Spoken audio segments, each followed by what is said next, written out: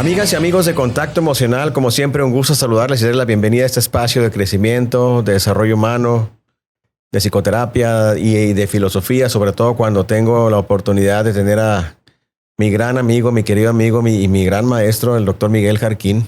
No sé por qué a Miguel no le gusta que diga su nombre completo, ¿no? Pero se llama Miguel Carlos Jarquín Marín. A mí me gusta mucho tu nombre completo, Miguel. ¿Sí? Sí, me suena, me gusta mucho como suena, ¿no?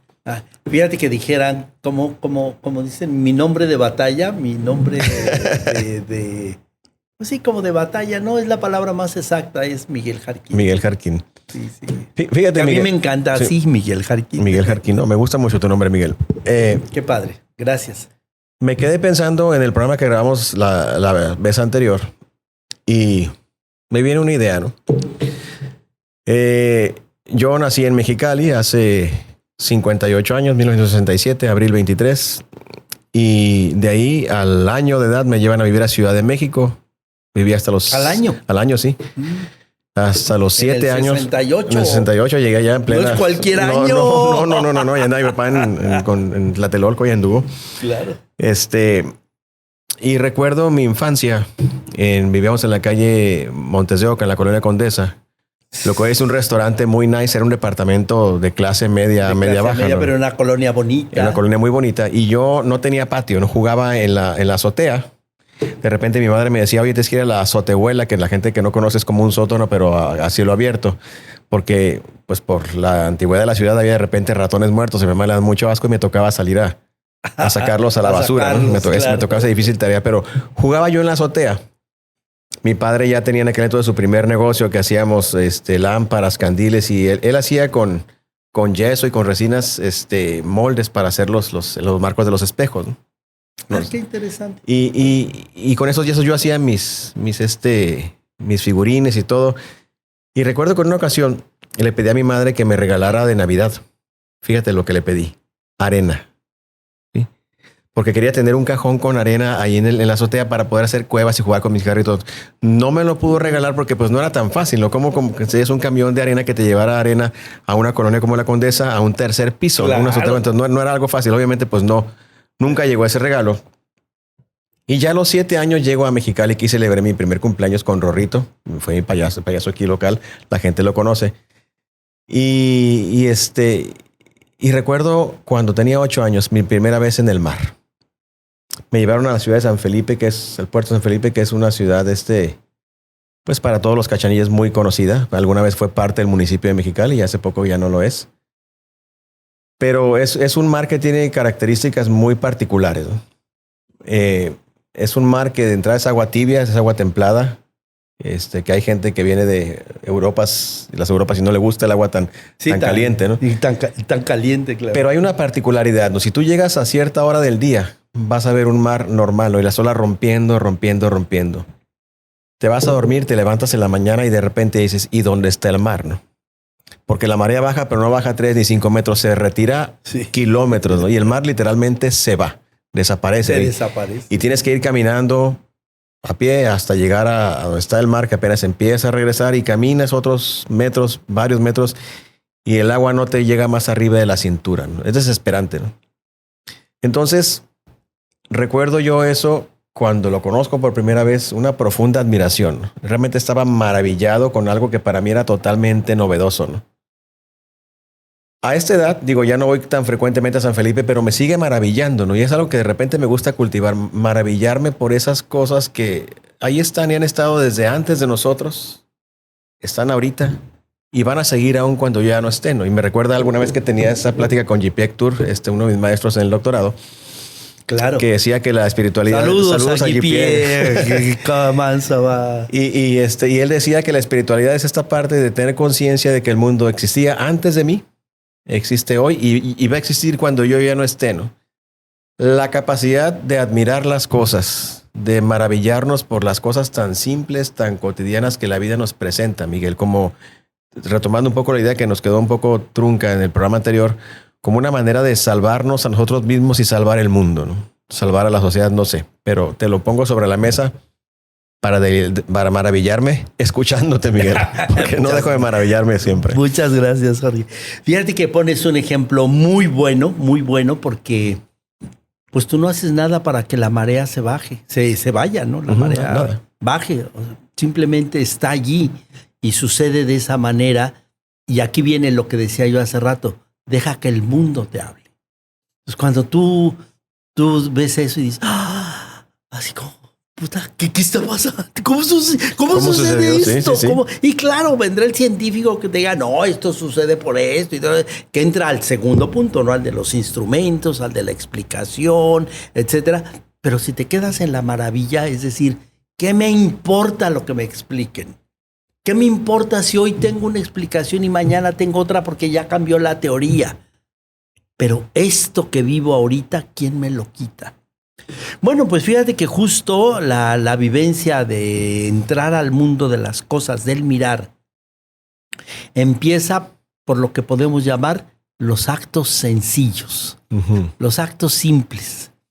Ese momento en el que el papá juega con la niña y le dice, a ver, nuestro beso de mariposa, y ponen la pestañita con la otra pestañita, o el papá antes se usaba mucho que llegaba uno y era el beso de nariz con la otra nariz, y estos juegos que si tú te sales de eso dices, ay, qué menso es eso, o sea, ¿eso qué?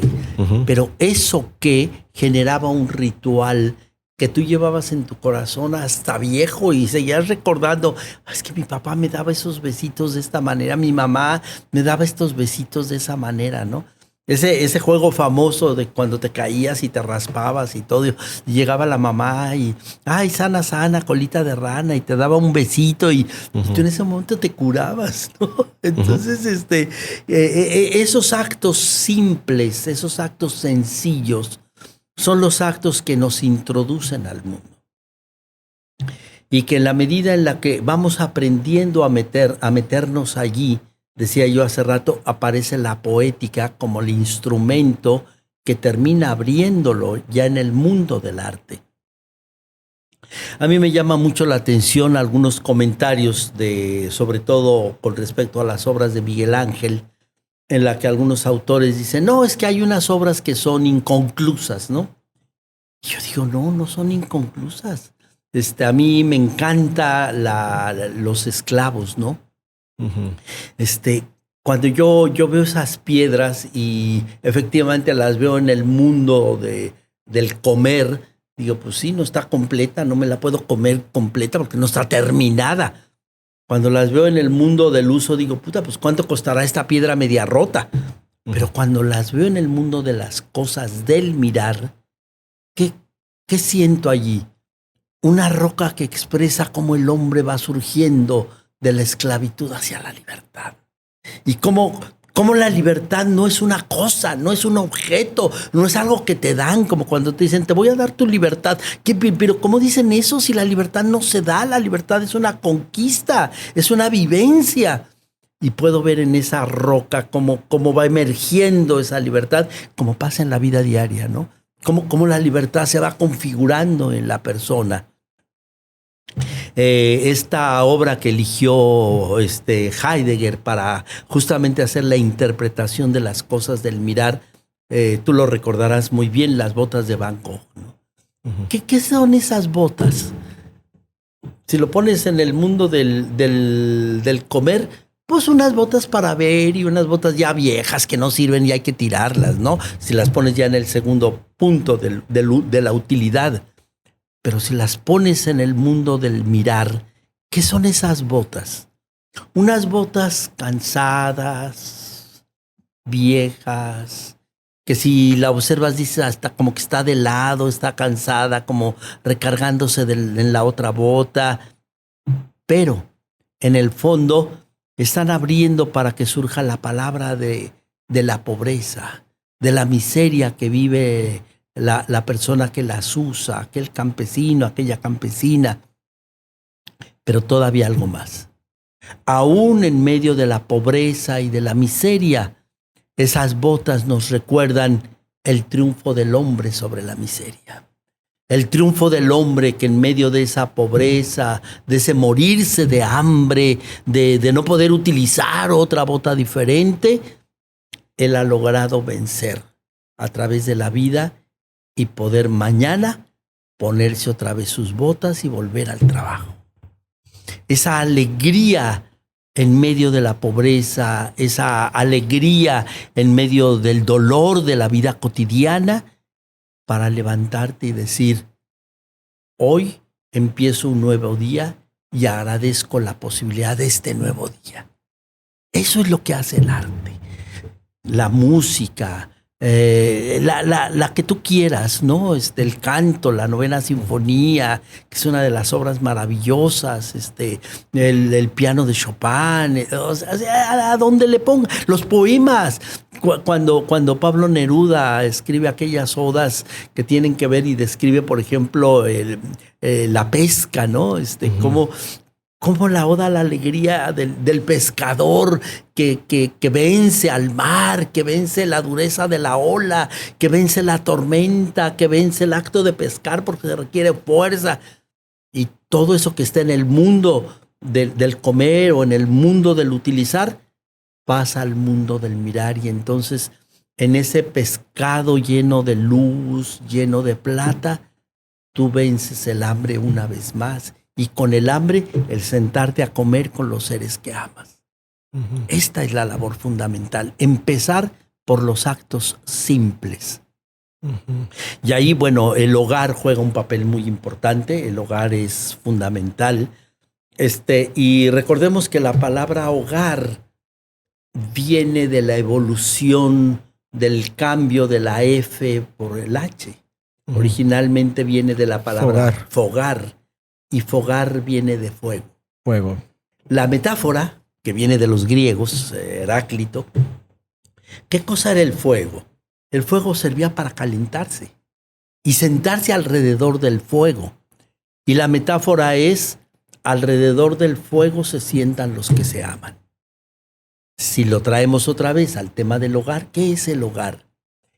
El espacio en donde los que se aman se sientan en torno al amor, en torno a esta vivencia que no es solo el acto de comer, sino el gozo de comer contigo. Uh-huh. Yo les digo en algunas ocasiones, lo importante no es qué comes, sino con quién lo comes. Y creo que tenemos una extraordinaria película en nuestro país. Me refiero a la película, no a la serie. No he visto la serie, no sé cómo está, que se llama Como hago para chocolate. Ah, cómo no. Y te acordarás aquel momento en el que están describiendo y dicen, es que hoy vamos a comer codornices con pétalos de rosa, y hacen un acercamiento al sudor de la mujer que está comiendo y disfrutando, y dice, es que aquí en México nos amamos a través de la comida, ¿no? Me hiciste recordar, Miguel, a Laura Esquivel, la autora del libro Como agua para chocolate, que ella tuve la fortuna de conocerla en 1987, hace ya bastantes años. Ándale.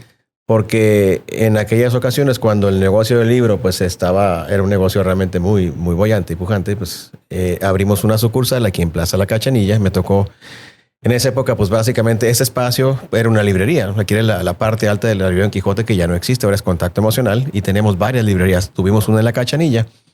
Me toca construirla, montarla, inaugurarla, e invitamos a Laura Esquivel. Me puse en contacto con la gente de Editorial Planeta y la trajimos. ¡Qué bonito, Jorge! Entonces de repente me llevaste a esa época que fue maravillosa, ¿no? Y no tanto en sí por el hecho de abrir una sucursal nueva, que es un negocio, no tanto de la utilidad o el comercio en sí, sino por la experiencia. Yo nunca uso traje. Cosas del mirar. Pero me puse mi traje, estaban mis padres, mis amigos, la doctora Esquivel, la prensa y todo. Fue una experiencia fantástica. Luego vi la película y todo, y es una película fantástica, ¿no? Sí, básicamente el hogar, el fuego, la comida. La cocina. La cocina, cómo esas cosas realmente pues te despiertan esa pasión, te enamoran de la vida, ¿no? Exacto.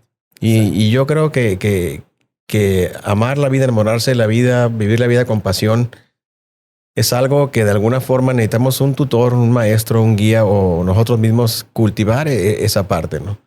Porque de repente me quedo reflexionando, ¿no? Vivimos en un mundo, creo yo, bastante orientado hacia la producción, hacia el trabajo, ¿sí? Si no produces, si no trabajas, si no eres productivo, prácticamente no eres nadie, ¿no? Desde esa visión. Y eso, pues, de alguna manera te lleva a convertir en un esclavo moderno, ¿no? Exacto. Un esclavo sin darte cuenta. En algún momento, yo me acuerdo por ahí en los 90s, cuando mi hermano y yo teníamos el negocio de las camisetas y esto todavía existe, ¿no? Pero estábamos ahí trabajando. Le decía, oye, siento como si fuéramos esclavos emprendedores, ¿no? Porque nos va muy bien, pero no tenemos tiempo absolutamente para nada, ¿no? Y fue cuando empezamos a hacer algunos cambios y a hacer algunas cosas. Mi hermano se decantó por el béisbol con sus hijos. Hoy día uno de ellos juega profesional, sus otros hijos juegan béisbol a nivel amateur, pero de muy buen nivel. Órale. Y yo me decanté por el arte y más tarde por la psicología. Pero nunca dejamos de trabajar en esa parte, pero sí como que fue una decisión consciente de apasionarte por la vida, ¿no? Por algo más allá del trabajo, ¿no? Que de alguna manera pues no es un hogar de fuego, de casa, pero sí es un hogar en donde todos convivíamos para realmente nutrirnos el uno del otro, ¿no? Claro. Claro. Y sí, justamente bueno, ahorita hablamos del hogar, pero el otro lugar es la escuela. La escuela. La escuela no es un lugar para comer. La escuela no es un lugar para producir. La escuela es un lugar para las cosas del mirar. A la escuela vamos a aprender a admirar, a llenarnos de sorpresas. Y por eso la escuela le ofrece al niño, al joven, luego al adulto que estudia, pero sobre todo al niño y al joven, le ofrece un tiempo fuera del tiempo común. Es un tiempo diferente. Cuando los maestros o la escuela quieren meterlos en el tiempo de lo cronológico, matan al niño, ¿no? Es un tiempo en libertad. Es un espacio en libertad. Y son objetos en libertad. Ahorita que mencionaste el ejemplo de la tierra en las azoteas, bueno, tú dices que eres un niño de los 60, 67, 68, yo soy un niño de los 50.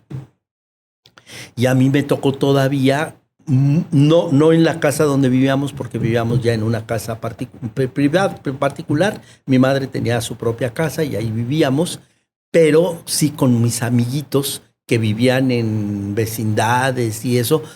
Pues la azotea tenía un papel importantísimo, ¿no?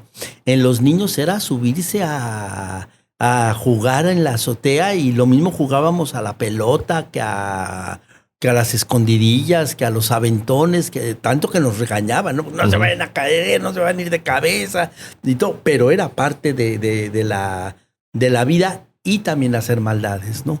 Era típico que aventábamos un chicle, o sea, hacíamos nuestras peladas. Tocabas el timbre del vecino y te ibas corriendo, ¿no? Yo soy de esa época todavía, que le apachorrábamos el timbre y salíamos en friega. Pero luego venía la adolescencia. Y las azoteas fueron espacios de cachondeo. Uh-huh. O sea, los muchachos se subían a noviar ahí, se subían a darse sus besos, sus arrumacos, porque pues no los podían ver. O sea, no se usaba que estuvieras, por ejemplo, en la sala dándole besos a la novia o cosas de esas, ¿no? Y no estoy tan seguro ahorita, me quiero acordar si es así o no, pero bueno, lo voy a mencionar y si sí le atino, pues qué padre, y si no, pues ya me equivoqué. Pero creo que la película del Callejón de los Milagros, uh-huh, la cuarta narración, que es donde sale Salma Hayek, uh-huh, me parece que parte del noviazgo que ella vive, lo vive en la azotea justamente. Te digo, no estoy tan seguro, pero casi creo que sí se ve eso en la película. Y bueno, pues formaban parte de nuestra vida, ¿no? Y allí subíamos nuestros juguetitos para jugar a las canicas, al trompo, pues tantas cosas que no podíamos hacer afuera porque ya la Ciudad de México, imagínate, yo soy de los 50 y ya éramos 8 millones de habitantes en esa época. Para el 67, 68 que tú naces, la Ciudad de México creo que tenía ya 12 millones de habitantes. O sea, no era cualquier cosa. No. Entonces ya no era tan simple salir a jugar a la calle, ya no era tan simple porque no cabías, porque ya había muchos coches, porque ya la cosa no era tan fácil, ¿no?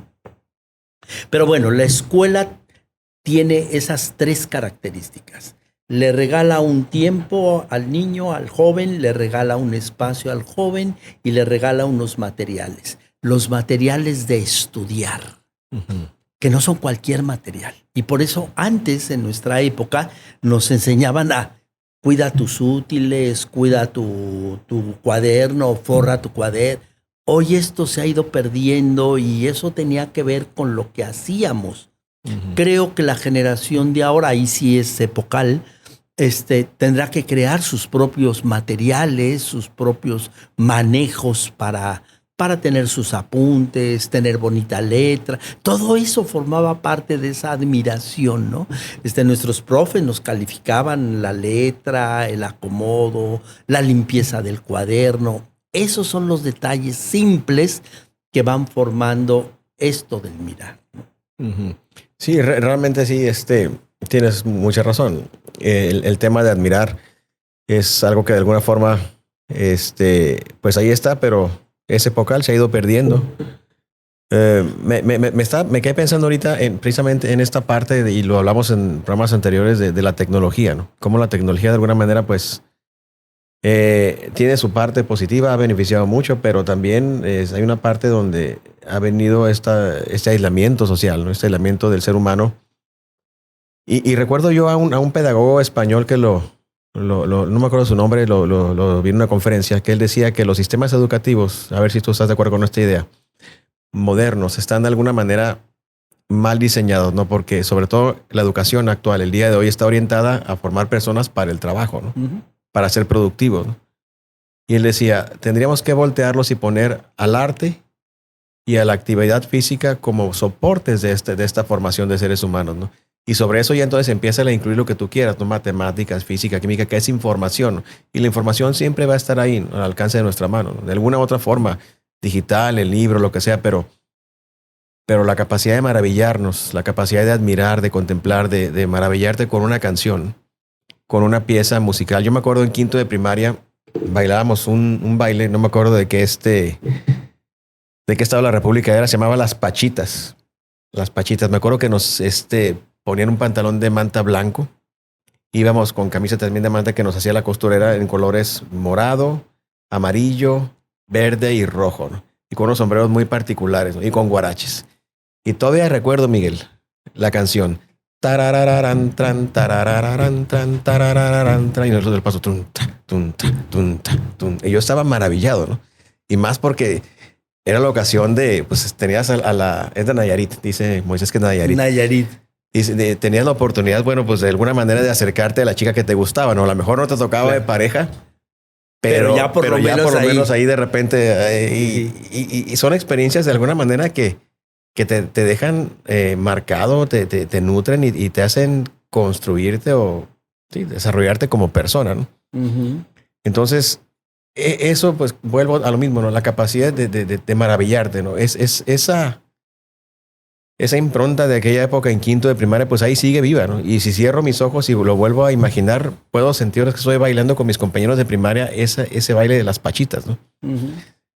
Y esas experiencias, creo yo, no me gustaría decir y ser tan catastrofista, decir que se han ido perdiendo, sino que más bien cada vez son menos frecuentes, ¿no? Cada vez son menos frecuentes. Hoy día, y sobre todo vivimos una pandemia que de alguna hay generaciones de chavos de primaria, de jardín, de secundaria, que literalmente les tocó cursarla casi en su totalidad en la pandemia. Y sí, perdieron esa gran oportunidad de interactuar, ¿no? De estar con el otro, ¿no? Claro. Creo que hoy hay un movimiento a nivel nacional muy fuerte por recuperar esta parte de los bailables, de los contactos, de los concursos de coros, etcétera. Y fíjate que aquí podemos, así como hablé hace rato de las estatuas, hablé de la música, creo de pasadita, pero el baile juega un papel muy interesante.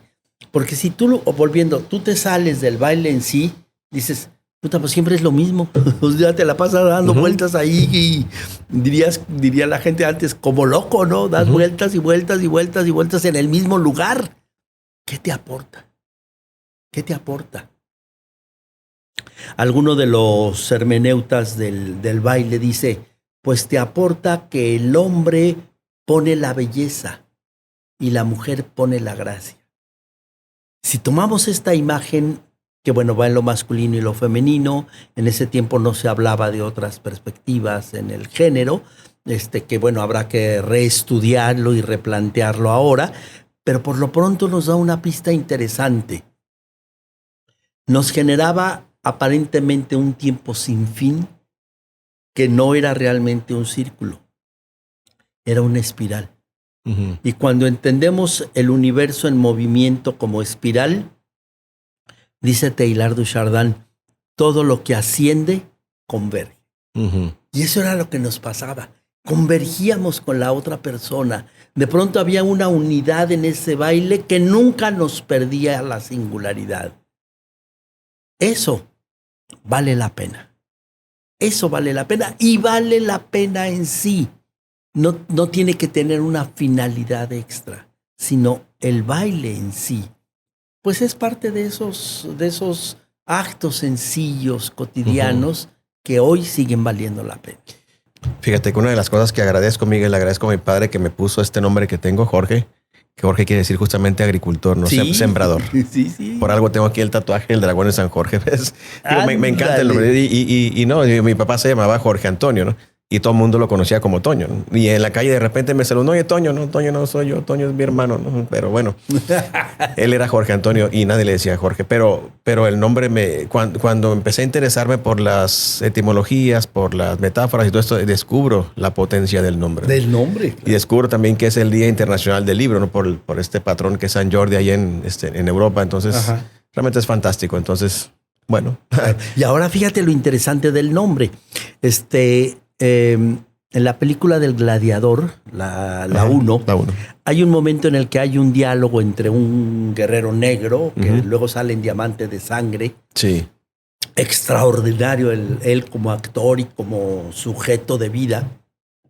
Y está hablando con el gladiador. Uh-huh. Ya ves que tenía el nombre Maximus. Maximus. ¿No? Y le dice, qué bonito nombre.